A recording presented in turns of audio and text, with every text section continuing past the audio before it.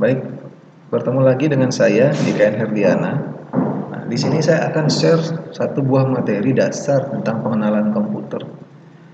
Pengenalan komputer yang saya bahas ini adalah yang sederhana sekali. Jadi kalau teman-teman tidak terlalu tahu detail tentang komputer atau mungkin sudah tahu tapi masih setengah-setengah, belum tahu tentang bagian-bagian komputer, komponen apa saja yang ada dalam komputer itu, nanti kita akan bahas detail di sini. Nah, mungkin teman-teman sudah pernah melihat piranti ini, mungkin sudah melihat perangkat ini, ada banyak jenis perangkat. Ini berbasiskan komputer semua. Atau ini adalah alat-alat yang diperlukan ketika teman-teman mempunyai sebuah komputer. Tergantung dari fungsinya. Ada fungsi untuk mengolah gambar, ada mengolah angka, mengolah kata, atau mengolah suara. Kita bisa menggunakan alat-alat ini, teman-teman.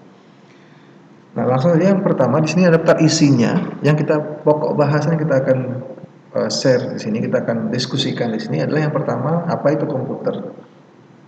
Kemudian hardware itu apa saja di dalam komputer itu. Software itu yang mana? Brandware itu siapa saja sebenarnya yang brandware itu. Kemudian bagaimana kalau kita menyimpan file? Apa saja file itu, bagaimana nanti cara menyimpannya, pemberian nama dan seterusnya. Kemudian bagaimana proses booting dalam sebuah komputer. Nah, ini kita akan bahas tuntas sekarang di materi ini. Pertama, komputer.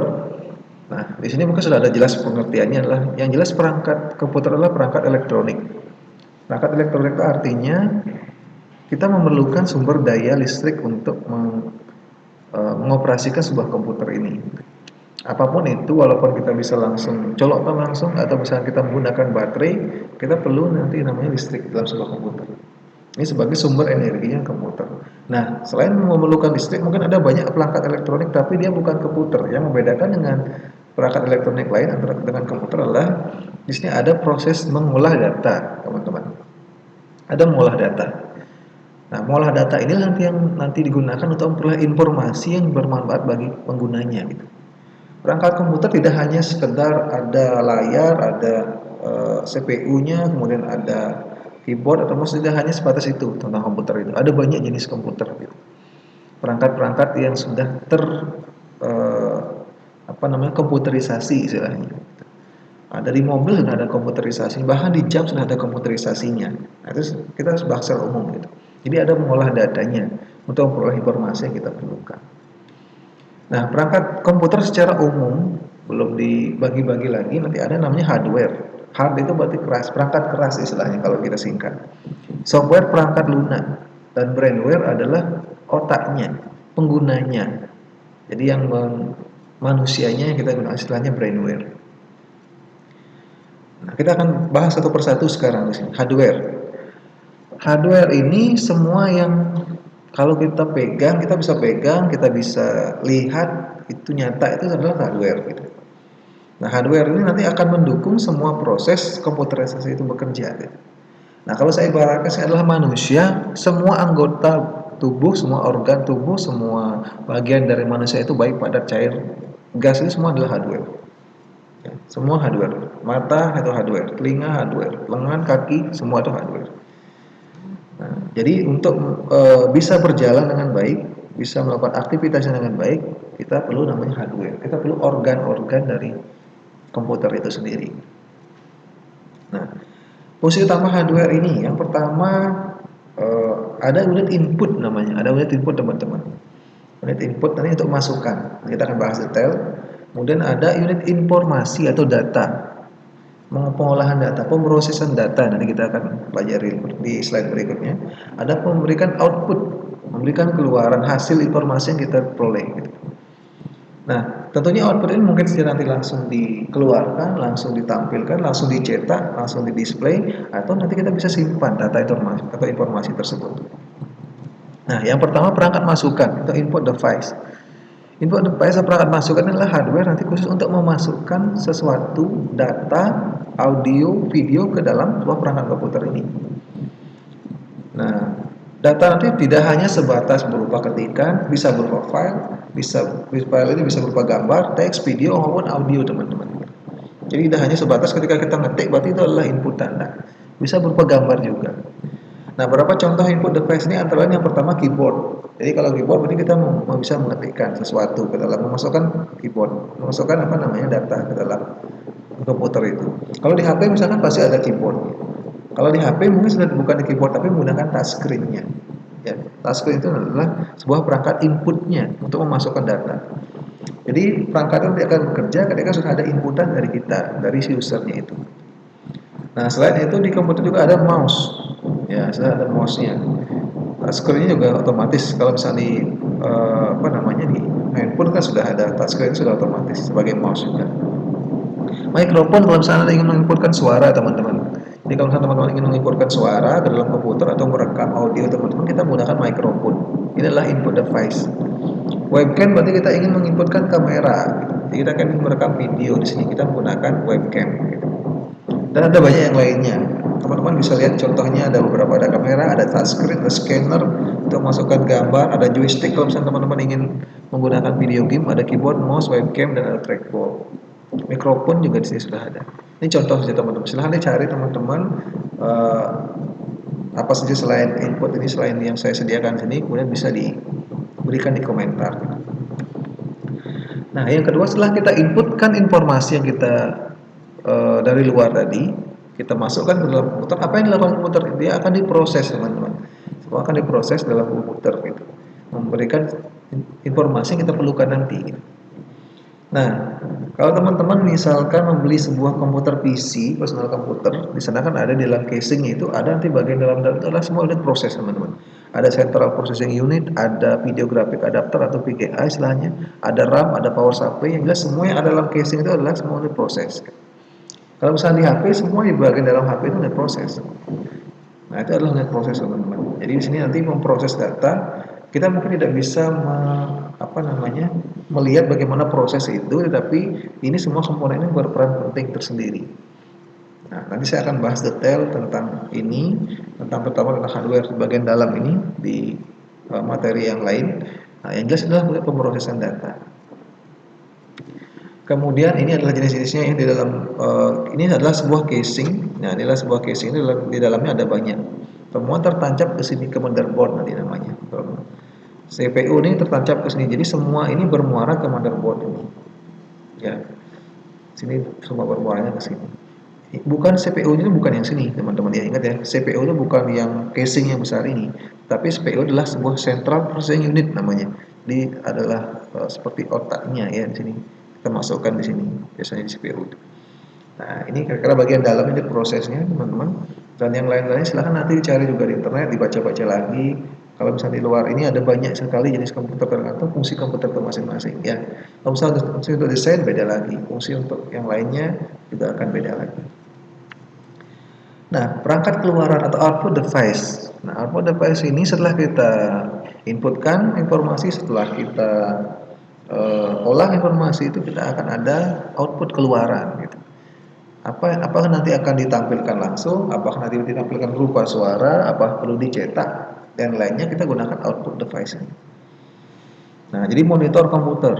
Nah, kalau misalnya layar HP itu nanti dia sebagai input juga, sebagai juga output. Ketika kita touchscreen berarti kita input, ketika kita menampilkan video berarti dia outputnya berupa gambar. Nah, salah satu contohnya monitor komputer itu adalah sebagai output. Kemudian ada proyektor, kalau misalnya teman-teman ingin supaya besar tampilan Anda menggunakan proyektor, dan proyektor untuk mencetak langsung dan lain-lain. Ada banyak jenis. Ada speaker juga bisa gitu. Ini contoh unit. Ya. Nah, ini mungkin salah contohnya teman-teman. Nanti saya akan share unit output itu. Nah, jadi unit output itu ada monitor, ada proyektor, ada speaker dan yang lainnya. Ada banyak jenisnya. Nanti silahkan teman-teman cari lagi. Nah, terkadang kita tidak langsung mengeluarkan informasi itu, kita tidak langsung menampilkan informasi itu, gitu teman-teman.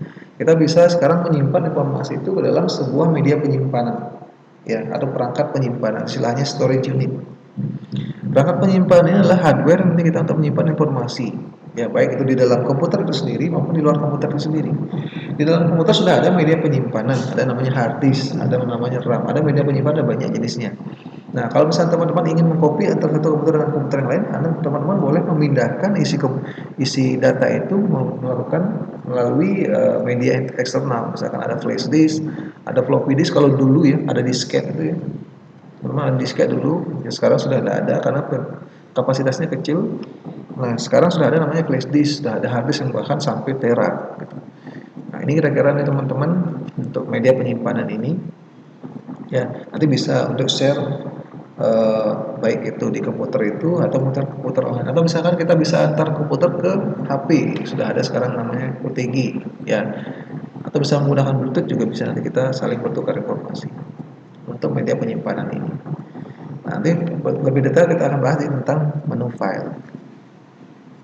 Nah ini adalah yang di komputer sudah ada hard disk, ada RAM, ada ROM-nya ya.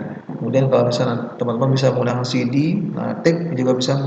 Nah, kalau pen drive, nah flash disk ya istilahnya, memory card. Kalau misalnya di kamera atau di HP sudah ada memory card yang kita simpan. Atau floppy disk. Ya teman-teman kira-kira, jadi saya ulang lagi sini, ada input, ada proses, ada output, ada storage atau penyimpanan. Itu adalah unit hardware. Nah sekarang yang bagian kedua adalah software. Teman-teman sudah punya lengkap, anggota tubuh sudah lengkap, semua organ-organ sudah semua lengkap, berfungsi dengan baik. Kita perlu sekarang nyawa teman-teman, nyawa. Istilahnya software ini sebetulnya nyawanya dari komputer itu sendiri. Jadi kalau misalnya walaupun semua sudah siap, listrik sudah ada, elektronik sudah tersedia semua, tetapi kalau belum ada software yang mengintegrasikan semua perangkat itu jadi satu, dia tidak akan bisa melakukan aktivitasnya komputer itu. Kita perlu namanya software. Jadi di sini software itu seperti ada istilahnya pengaturnya, otaknya, memberikan kode-kode perintah harus melakukan apa. Gitu. Nanti kita di sini adalah software. Nah, software di sini kita beda-beda berdasarkan jenisnya. Yang pertama ada namanya operating system, ada sistem operasi. Sistem operasi ini adalah perangkat lunak yang berfungsi untuk mengelola, mengkoordinasikan setiap komponen pada komputer. Nah, kalau misalnya teman-teman yang paling standar itu adalah HP, teman-teman handphone teman-teman itu ada istilahnya sistem operasi menggunakan Android. Kalau dulu ada namanya BlackBerry. Nah, sekarang mungkin kalau misalnya punya Apple ada iOS-nya. Jadi semua perangkat keras itu akan dikoordinasikan, jadi akan dihubungkan lewat sistem operasi ini. Gitu. Kita bisa mengakses kamera berkat dari sistem operasi ini. Kita bisa mengakses touchscreen, kita bisa mengakses keyboard berkat dari sistem operasi ini. Ini sistem operasi ini istilahnya menghubungkan semua perangkat itu menjadi satu. Istilahnya sebagai software induk dari komputer atau perangkat komputer ini. Nah, di sini yang kedua ada software pemrograman, programming language. Nah, sekarang untuk membuat software itulah nanti kita perlu namanya istilahnya bahasa pemrograman. Untuk membuat software pakai software juga. Untuk membuat software pakai software juga. Nah, ketika misalkan di HP ada aplikasi, misalkan aplikasi game, kita buat game itu kita perlu sesuatu bahasa pemrograman ini. Kita membuat software ini. Nah, kemudian aplikasi yang di luar dari sistem operasi ini yang ditempelkan di sistem operasi itu ada nama operasi sistem aplikasi anaknya. Jadi software anaknya, istilahnya application program aplikasi. Nah, ini perangkatnya ada banyak, ada pengolah angka seperti Excel, ada pengolah gambar seperti Photoshop, ada pengolah video, misalnya Premiere atau aplikasi lainnya, ada pengolah surat misalnya aplikasi Microsoft, ada banyak lagi aplikasi. Nah, ini kira-kira yang penting teman-teman sudah tahu sistem operasinya apa. Jadi kalau misalnya di komputer ada sistem operasinya, ada Windows, ada Linux, ada Unix atau DOS. Nah, ini sudah dulu, tapi sekarang paling sering adalah Windows. Ada sistem operasi dari Apple juga ada. Nah, kemudian setelah Anda menginstal ini, baru teman-teman nanti bisa menginstal aplikasi yang lainnya seperti ini. Ya, ini software induknya. Nah, kemudian berdasarkan distribusinya. Nah, di sini ada teman-teman kadang aplikasi kita buat ini bagian ketiga ini ya, application program ini. Kadang ada yang freeware, artinya bebas. Tetapi tentu saja karena dia bebas, ada free gitu ya. Kalau yang namanya free gratis, orang itu sudah susah-susah buat software, tentunya ada kekurangannya, ada fitur yang tidak maksimal di dalam sebuah freeware ini. Nah, hardware ini software nanti secara gratis ya, tetapi nanti ada iklannya, teman-teman. Nah, jadi menghindari apa namanya, menutupi tadi gratisnya itu, kadang-kadang sebuah software itu nanti dia perlu menampilkan iklan. Jadi ada yang memasang iklan di software itu sehingga nanti dia mendapat penghasilan. Sehingga nanti tentunya kelengkapannya, fiturnya lebih maksimal daripada yang freeware. Kalau yang hardware mungkin lebih maksimal tapi ada iklannya. Anda harus nonton iklan baru bisa menggunakan fasilitas itu. Kalau ini kan tidak tidak bayar sama sekali. Kalau spyware, perangkat khusus untuk memata-matai. Nah, ini ada banyak jenisnya. Kadang-kadang ini semua disalahgunakan. Ini seperti hacker lah, ya. Hacker menggunakan beberapa software seperti ini. Open source. Kalau tadi freeware atau hardware spyware ini adalah sudah dipakai. Jadi program yang jadi. Gitu. Nah, kalau open source beda. Istilahnya adalah mentah program itu masih di share. Jadi teman-teman bisa edit softwarenya. Kalau ini teman-teman tidak bisa edit softwarenya, cuma bisa digunakan. Microsoft Word misalkan teman-teman hanya bisa gunakan saja, tidak bisa mengubah lagi. Ya, tidak bisa mengubah lagi. Misalkan Microsoft Word Anda ganti jadi misalkan Herdi software, itu nggak bisa teman-teman. Nah, tapi kalau open source bisa, gitu. Open source bisa. Jadi semua mentah ini masih bisa di otak-atik oleh programmer, tapi Anda teman-teman misalnya nggak bisa, hanya seorang programmer yang bisa. Biasanya dengan license istilahnya General Public License (GPL) biasanya. Sudah beberapa software yang open source itu. Kelebihan dari open source ini, jadi nanti banyak yang mengembangkan, sehingga nanti lebih cepat berkembangnya open source ini. Kemudian ada shareware. Nah, berarti di peluang untuk membagikan secara gratis. Teman-teman kalau misalnya ingin membagi sesuatu, biasanya bisa lewat sosial media atau beberapa perangkat, misalkan ada situs-situs download misalkan, untuk berbagi di sana bisa. Misalnya Google Drive teman-teman bisa menggunakan. Kadang di dalam kita akan nge-share nanti ada waktunya. Jadi kita bisa menentukan, misalkan saya ingin nge-share ke orang tertentu saja, atau saya ingin nge-share cuma beberapa hari saja. Kita bisa setting di sini untuk di shareware namanya. Nah, itu bagian yang kedua dari komputer. Tadi sudah kita bahas adalah hardware, kemudian ada software, sekarang brainware. Nah, brainware inilah orang menggunakan menguasai sebuah perangkat komputer. Nah, bedanya kalau komputer dengan kita, kalau tadi kita sudah ada nyawa, sudah ada organ, kita bisa melakukan sendiri. Kita bisa istilahnya punya pemikiran sendiri. Tapi kalau namanya komputer nggak bisa. Secanggih-canggih komputer dia tidak akan bekerja tanpa ada input dari si brainware ini. Walaupun misalkan dia robot, ya robot itu nanti bisa dihidupkan. Dia hanya bisa hidup kalau sudah ada bantuan manusia dan dimatikan pun oleh manusia. Walaupun semua otomatis gitu. Lampu merah misalnya semua sudah otomatis, tapi kalau dimatikan oleh manusia ya mati. Ya, jadi orang yang mengoperasikannya sekarang disebut adalah brainware atau manusia itu sendiri. Nah, perangkat komputer ini nanti dioperasikan oleh brainware dan terdiri dari beberapa jenis, beberapa kategori. Yang pertama ada operator komputer. Nah, teman-teman nanti misalkan saya adalah operator komputer adalah orang yang menggunakan aplikasi itu sendiri. Saya punya aplikasi Microsoft Word, berarti saya adalah operator Microsoft Word itu. Nah, jadi semua, misalkan teman-teman kerja di bank menggunakan sebuah sistem, berarti teman-teman adalah operator itu sendiri. Ya, di minimarket misalnya ada program kasirnya, Anda sebagai kasir, berarti teman-teman adalah sebagai operator komputer itu sendiri. Dan berikutnya di bawah ada teknisi. Teknisi berarti teman-teman di sini yang untuk memperbaiki, untuk mengendalikan masalah kalau misalnya ada kerusakan dalam hardware-nya atau software-nya, terutama teman-teman. Software-nya bukan untuk membuat, tapi hanya sekedar menginstal saja atau mengcopy software-nya seperti itu. Kalau misalnya teknisi ini seperti itu fungsinya. Jadi fokusnya ke hardware lebih banyak. Software hanya sebagai pendukung saja. Nah, kalau trainer dia tidak bisa tentang hardware, tidak terlalu bisa. Tergantung nanti trainer apa gitu. Kadang teman-teman di sini walaupun sudah tersedia misalnya Microsoft Excel, tetapi teman-teman tidak paham betul. Teman-teman perlu orang untuk memberitahukan. Nah, misalkan teman-teman tidak tahu komputer itu apa. Saya akan memberitahukan teman-teman sekarang komputer itu apa di sini. Saya akan menjelaskan ke teman-teman apa itu komputer. Ini namanya trainer. Dia sudah punya keahlian, dia sudah memahami tentang suatu buah perangkat di komputer itu. Nanti trainer ada banyak trainer jaringan, bisa juga trainer Office misalkan untuk pengetikan atau misalkan untuk Excel atau yang lainnya, trainer desain grafis misalkan, atau trainer berupa teknisi juga boleh. Ini trainer, orang yang memberikan pelatihan. Programmer orang yang membuat operasi. Brainware-nya adalah programmernya adalah brainware yang nanti akan membuat aplikasi itu, membuat software itu. Ini adalah programmer. Nah, orang membuatnya. Kalau misalkan saya bilang tadi operator komputer ini misalnya teman-teman yang punya rumahnya, ya. Kalau teknisi ini adalah yang membantu dalam mengerjakan rumahnya. Programmer juga sama. Programmer membantu dalam mengerjakan rumahnya. Nanti juga ada sini namanya sistem analisnya yang merancang. Nah, lebih di bawah sini ada konsultan.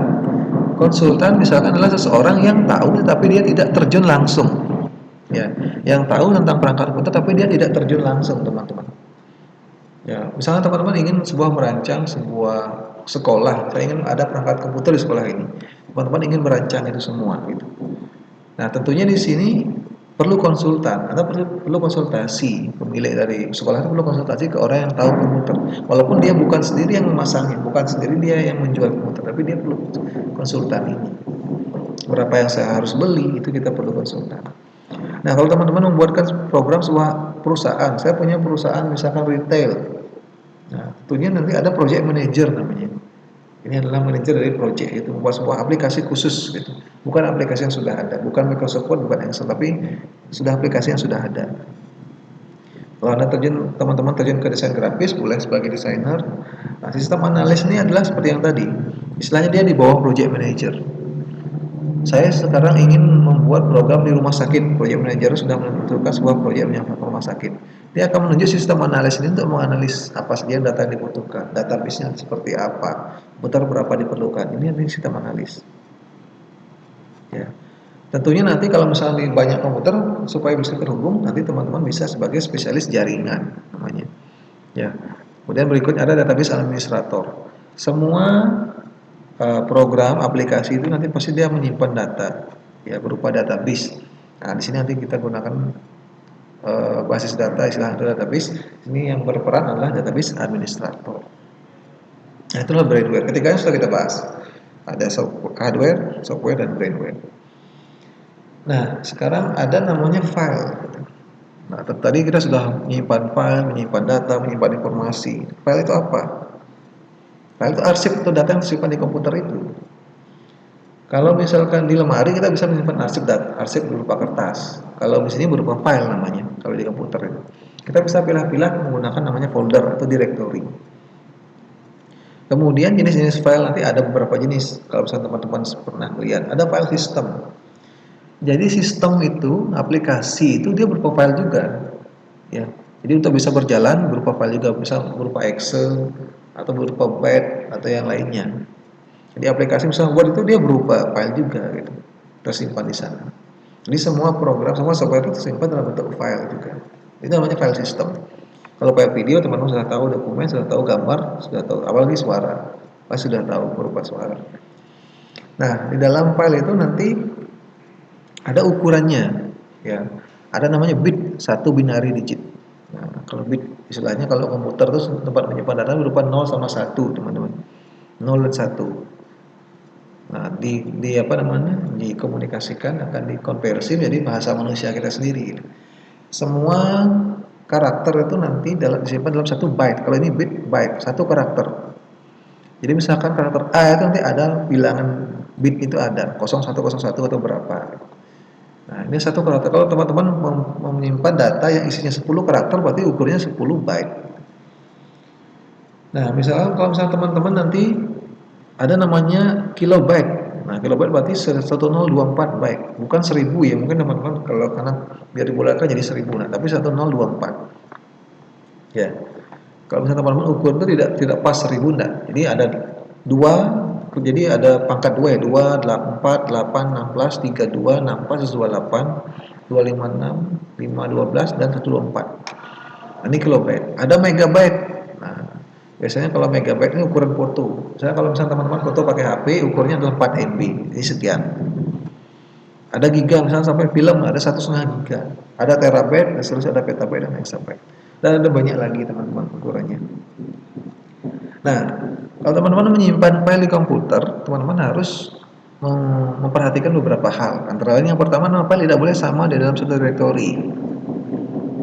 Dan tidak mungkin bisa sama nama filenya. Ya, nama file itu panjangnya maksimal 255 karakter. Tapi jarang orang tuh membuat nama file sampai seperti ini panjangnya jarang. 255 karakter. Kemudian dipisahkan dengan titik di antara nama file itu dengan ekstensi. Nah, nama file ada dua, ada sebelah kiri titik dan sebelah kanan titik. Biasanya kalau misalnya berupa gambar titik JPG. Nah, ada titik PNG. Kalau misalnya berupa video titik MP4, titik 3GP misalnya teman-teman yang sudah sering tonton ya. Nah, itu adalah istilah ekstensi file. Fungsi ekstensi apa? Fungsi ekstensi adalah untuk mengkategorikan file dan untuk menginformasikan kepada sistem operasi bahwa nanti file ini berupa apa dan bisa dibuka lewat aplikasi apa. Nah, jadi komputer nanti sistem operasi nanti menentukan file ini bisa dibuka oleh apa nanti berdasarkan dari ekstensi file itu. Kalau berupa password berarti .docs, kalau misalnya Excel misalnya XLS dan yang lainnya. Nah, dipisahkan dengan titik ini. Jangan sekali-sekali mengganti ekstensi dengan yang lain. Ada gambar tapi dengan video. Ketika Anda double klik berarti otomatis pemutar video yang menampilkan dan pasti error. Gitu. Jangan menghilangkan juga. Kalau menghilangkan berarti nanti Windows-nya bingung. Sistem operasinya bingung. Dia bukanya lewat apa ini? Nggak tahu. Gitu. Nah, nama file boleh menggunakan spasi. Ini boleh. Tetapi tidak boleh menggunakan backslash ini. Garis miringnya nggak boleh. Slash ini nggak boleh juga. Garis samping ini. Titik dua nggak boleh. Asteris nggak boleh. Tanda tanya nggak boleh. Tanda kutip dua nggak boleh. Lebih besar, lebih kecil nggak boleh. Tanda ini juga nggak boleh. Karena nanti digunakan untuk hal-hal tertentu. Misalkan kalau backslash untuk menggunakan alamat dari file itu. Alamat dari file yang kita gunakan ini. Titik dua. Nah, tanda bintang untuk pencarian misalnya nanti kita gunakan. Jadi nggak bisa digunakan. Nah, itu kira-kira tentang file teman-teman. Nah, sekarang lanjut. Yang terakhir adalah proses booting. Nah, booting ini istilahnya adalah dipakai untuk menyebutkan proses loading awal saat kita menghidupkan komputer. Kenapa perlu booting? Jadi ketika teman-teman menghidupkan komputer itu ada yang sangat cepat, ada yang lambat tergantung spek komputer teman-teman. Atau misalnya ketika menghidupkan HP pasti ada loadingnya. Itu bukan hanya sekedar animasi teman-teman, tapi adalah proses bagaimana sistem operasi itu, bagaimana komputer itu mengecek semua hardware sudah bisa digunakan atau belum, sudah berfungsi dengan baik atau belum. Ya. Biasanya mungkin terdapat misalnya kalau misalnya teman-teman menggunakan komputer Asus akan muncul logo Asus memang. Tapi dalam proses itu nanti ada sebuah proses untuk mengecek semua komponen hardware itu, namanya proses booting. Sebelum nanti muncul sistem operasi. Jadi proses booting adalah proses bagaimana dari awal menghidupkan komputer sampai komputer itu benar-benar menyala dan muncul sistem operasinya. Itu proses booting. Nah, sehingga booting ada dua, ada cold booting, ada warm booting. Cold booting ini artinya prosesnya memang dari komputer itu mati. Ya, istilahnya cold, berarti dari dingin. Jadi ketika pertama kali mencet tombol power itu adalah cold booting. Kalau warm booting ini istilahnya ketika sudah menyala. Ini untuk restart biasanya. Nah, biasanya teman-teman kalau misalnya ada update di HP ataupun di laptop, kita biasanya warm booting, kita harus restart biasanya di sini, teman-teman. Nah, ini kira-kira tentang materi kita hari ini, mengenal komputer. Jadi sudah kita bahas semuanya. Kalau misalnya nanti ada yang ditanyakan silahkan lewat komentar boleh, kurang jelas boleh diputar lagi videonya biar lebih jelas. Kalau misalkan nanti ada yang ditanyakan saya tidak akan saya tidak akan melarang Anda bertanya, silahkan nanti ditanyakan. Saya akan kalau misalnya mungkin tidak bisa langsung saya jawab, saya akan buatkan video baru lagi untuk menjawab pertanyaan teman-teman. Ya, sampai berjumpa di pertemuan berikutnya.